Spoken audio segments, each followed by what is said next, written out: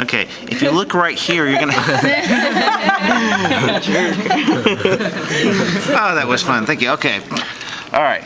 First of all, if you're wanting to find which side is which, okay, this one was chopped a little short, so it's not as easy. With most of the hearts that have a little bit less chopped away, you're going to see the vessels on the anterior surface. Most of the vessels are not opening out towards the surface towards you. The vessels are either going up or out towards the back.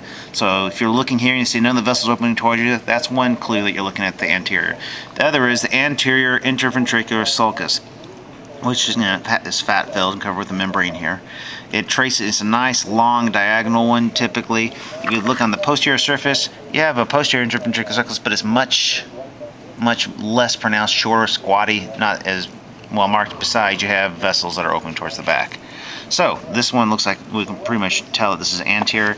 And if we flip this open here, again, you can tell right from left. Take a look at this chamber here. It's more thicker. What's this chamber? It's atrium or ventricle? Ventricle. Ventricle. Now if we open this up a little bit more, oh sorry, I don't want it falling all the way out. So this is going to be one of the ventricles. Here's going to be the other ventricles, and this thing dividing in between? Septum.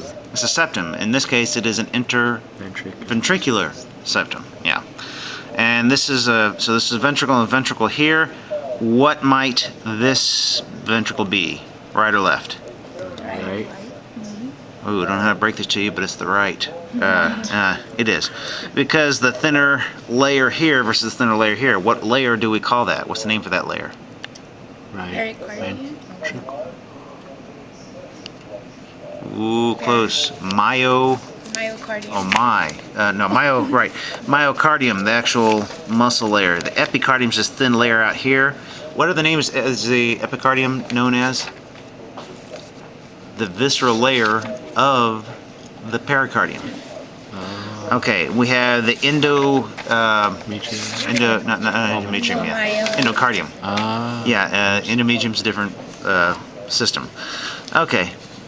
Now in here we have the big fat section here, the papillary muscle, connected to the chordae tendineae, which go up against the flap or cusp.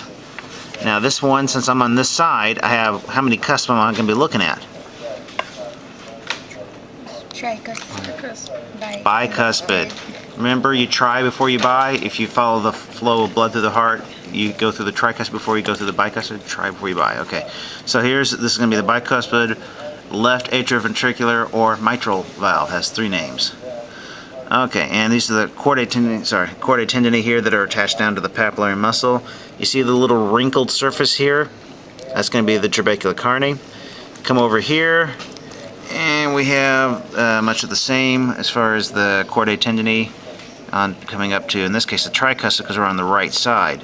And past this valve up into here, this space up in here, this hollow space chamber is what? Right atrium. Right atrium, exactly correct. And the chamber that we're going up into in here is past, it's going to be left atrium, exactly correct. Okay, let's see, we have something. Let's get the vessels here. Okay, I talked about the 2 sulci. Okay, this is, yeah, okay. Take a look here. What's this little flap? This little hanging over flap is the Auricle. Right, and we have, yeah, Auricle Delphi. I know it's my favorite joke, but if we bring it up through here, you notice that if we go out from the left ventricle, if we go out here and follow it out, it goes past another valve. Going out this way, that's the aortic semilunar, passing out the aorta. Now, what's this first thing? Oh, I thought that was the vessel. It's not. This is. Here we go. Do you see, if this is a pointed one, here's the aorta going into the aortic arch, but do you see this first branch coming off? It could be the brachiocephalic. Do we need to know that one? Yes. A brachiocephalic trunk. Yep, yeah, that is. That trunk will split later into the right common carotid and the right subclavian, but and in the cat it would also include the left subclavian, but not in human. Okay, this is, so we see that one here. Oh, it looks like you have the brachiocephalic here and possibly the left subclavian here. It's hard to tell. They chopped it a little early. Okay, now what about this one here? What's this one in front of it? A big one, almost as big as the aorta. Pulmonary. Part of the pulmonary trunk. And if you look at the angle, it's going to be coming down into the right ventricle, exactly. And if we turn this over here, I'm sorry, you do want some heart, right? Heart juice. Okay, let's see. Take a look at it from the back. This one's, see, you've chopped away part of the left atrium here. In fact, the part that has the pulmonary arteries coming back and veins coming back in are chopped away, and looks like same thing for the right atrium as far as the vena cava coming in. We're not going to be able to see that very well in this one, but the aorta and the pulmonary trunk are easy enough to tell, because which one's going to be the most anterior of the two? Pulmonary trunk. Pulmonary trunk, absolutely. And the aorta, so all I got to determine is front and back, left and right, and pretty much it maps itself out from there, doesn't it? Yeah. And if it's like this, and you see a nice long anterior interventricular sulcus, none of the vessels coming towards it, then you know where you're at. If they open it up, then you get to see the myocardium, and that will spell it out for you. Can you point out the myo and epi again? I'm kind of confused with that. Okay, the myocardium, myo is muscle, the big thick muscle is myocardium.